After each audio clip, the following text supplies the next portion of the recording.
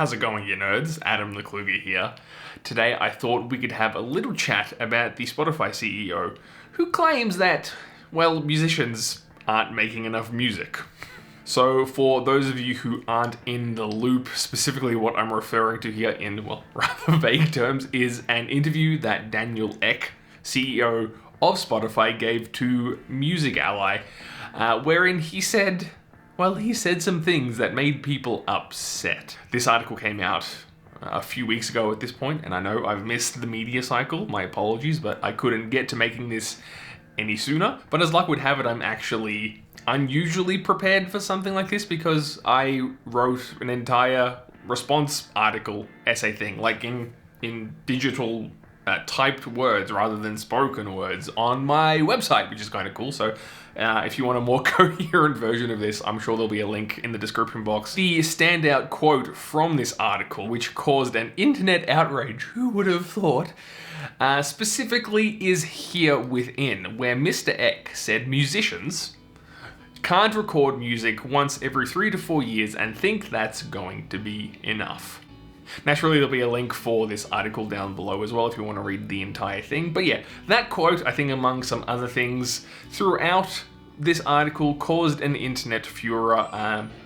Chiefly musicians were very not impressed by this, but in general, people were pissed.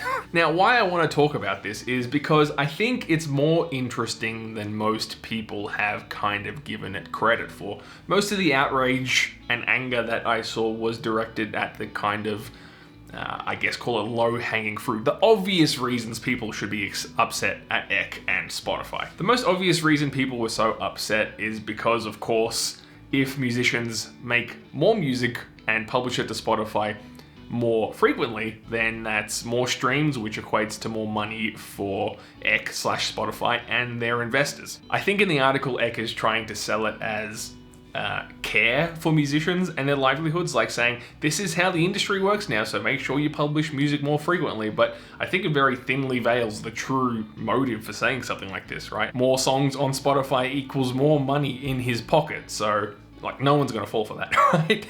And this is obviously only compounded further by the fact that Spotify, for quite a long time now, has been under a lot of pressure and draws a lot of negative press for paying musicians very poor, almost negligible royalties for their work. I've actually made a video dedicated to Spotify royalties, which I'll try link in whichever corner it's supposed to appear in, which breaks down the numbers in a lot more detail. But, you know, we're talking fractions of cents, like 0.003 cent per stream or something like that. Absurdly low numbers. It's an embarrassment. So that only pisses people off more when Ek comes out like pretty clearly money grabbing by saying something like this. So that made people mad. Sorry, I'm just trying to find another quote here. I feel that the musicians that aren't doing well in streaming are predominantly people who want to release music the way it used to be released. And this strikes me as really disingenuous from Ek, and maybe he's just chosen his words really poorly, but the implication to me here, I think, is fairly obvious. And Ek is kind of saying, well, you know, if you're not releasing music super frequently, then you're just doing it wrong. You're clinging to some vestige of the old music industry, and this is the way it works now, so you're not doing good enough, so please upload to Spotify more often and give us more money. And throughout the article, there is this kind of air of insinuating that musicians have to do it this way lest they fall into the realms of obscurity, and it's just really not nice and not granting artists any kind of benefit of the doubt. Like, we're not trying as hard as we possibly can to get music out as often as we can and market it and get it on platforms and do the whole thing. Many a musician, I'm sure, holds a full-time job and does music on the side, all sorts of stuff. So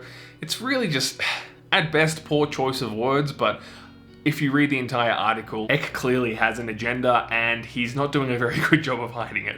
Anthony Fantano? He had an interesting take, essentially equating this whole notion of releasing music more frequently to forcing a musician to, you know, work overtime, work 60 hours a week instead of 40 hours a week. And I guess in the summary, that's a really good way to put it. But of course, there were defenders of this article or this stance from people on the interwebs as well. And I think this is where it gets really interesting. And the general gist of the defense being, well, this is how the modern music industry works, and you've got to keep up or you'll fall behind. You've got to be constantly engaged on social media and be accessible to your fans and posting stuff super frequently and behind the scenes and da-da-da. Like, this is how it works now, and Eck is just essentially condoning this kind of self-management as an independent musician. I think that point of view is actually fair enough, and that's where Eck can kind of get away with saying the stuff that he said, because it's kind of true. If we grant that the modern music industry has less to do with making music and more to do with marketing through social media, then he's pretty accurate. And this is where I don't see a lot of conversation happening, because we sort of just automatically grant the fact that, well, this is the modern music industry, so you've got to work that way. But is working that way necessarily a good thing? Is this Spotify paradigm the optimal way for the music industry to work for, well, consumers, but moreover musicians? And you may have guessed that my answer to this question is no, this is not a healthy and optimal paradigm for the music industry. It's problematic for, a whole host of reasons, and this interview really goes to show that the current musical landscape goes to serve corporations and shareholders and major record labels. All the money is funneling upward, and musicians aren't being left with a whole lot. So I guess it might be helpful to try and define this thing that I've called the Spotify paradigm, what that actually means.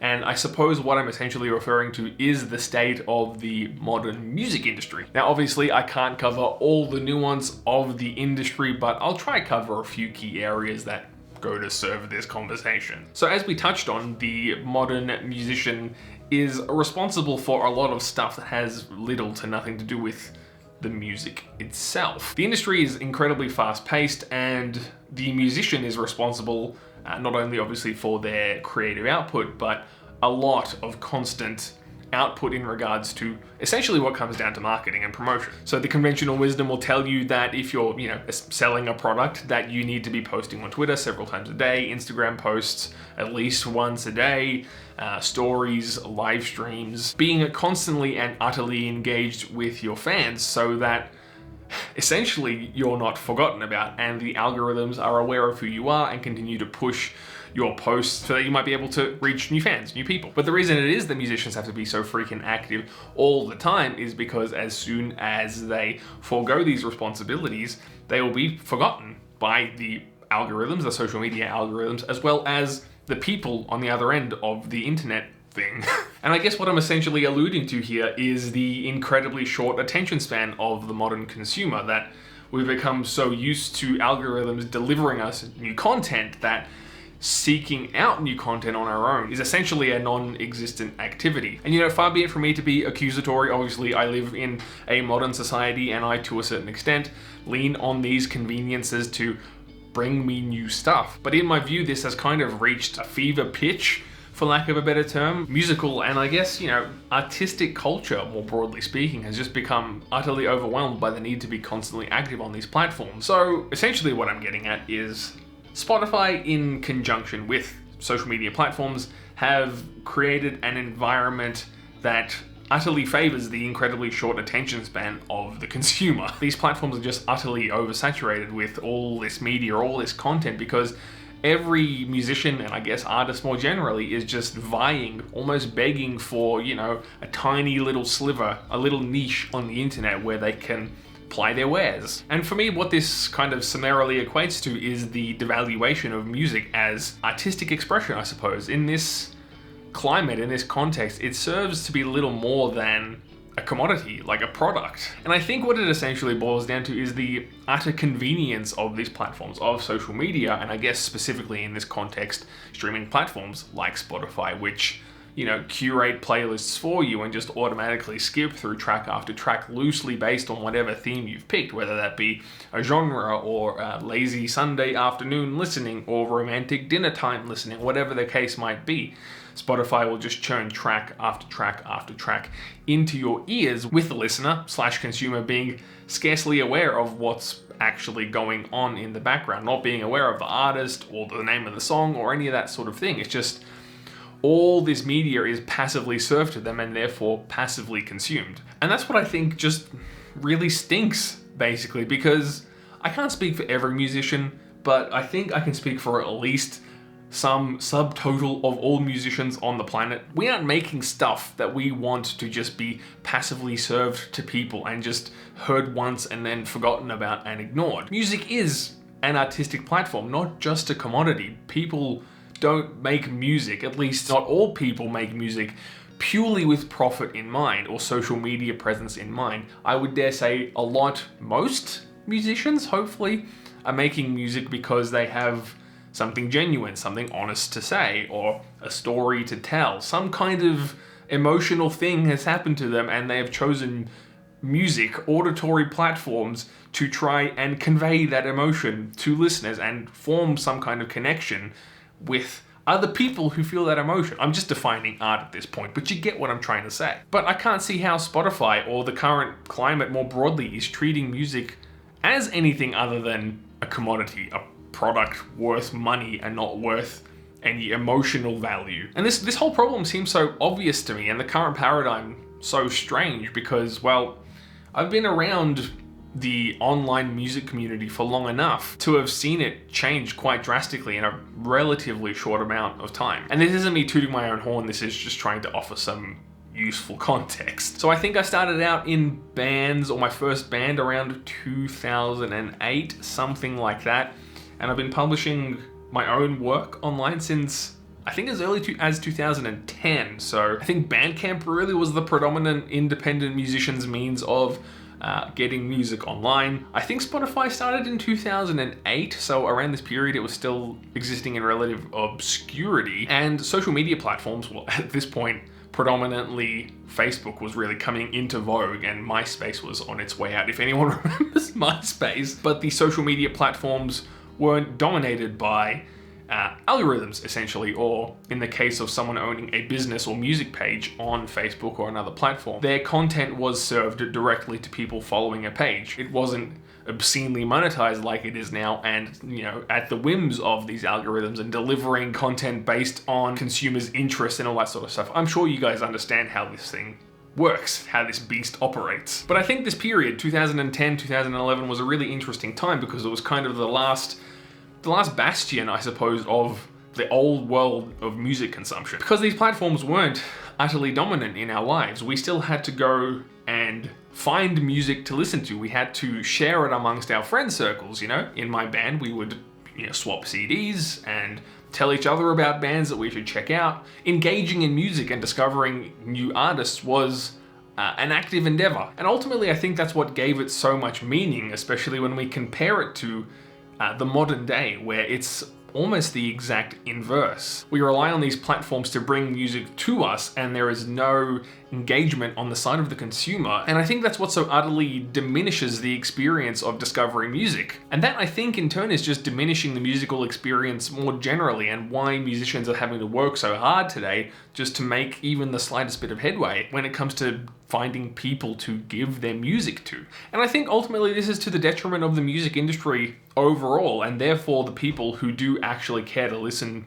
to music in some way, shape, or form, even the most passive and dare I say ignorant of listeners. And I don't mean that in any negative way, I just mean people who aren't big music listeners. Because if it becomes harder and harder for musicians to ply their wares and to get their music out there, and people are so disengaged that they can't be bothered to go find music on their own, I think all we're going to be left with is sort of a sliver of music that's the most commercially viable, right? Only the people who are willing to make super accessible, super vanilla, uninteresting, easy to listen to stuff will survive, and all the really cool and interesting stuff that exists in all kinds of niches may slowly go away because perhaps those niches will no longer exist, which is really quite sad. That's where all the true sort of artistic, emotional, earnest stuff happens, and that's where I live, that's where my music lives, and that's where my musical engagement as a listener exists. And geez, I'd be really bummed if that happened. But that's where I think this Spotify paradigm is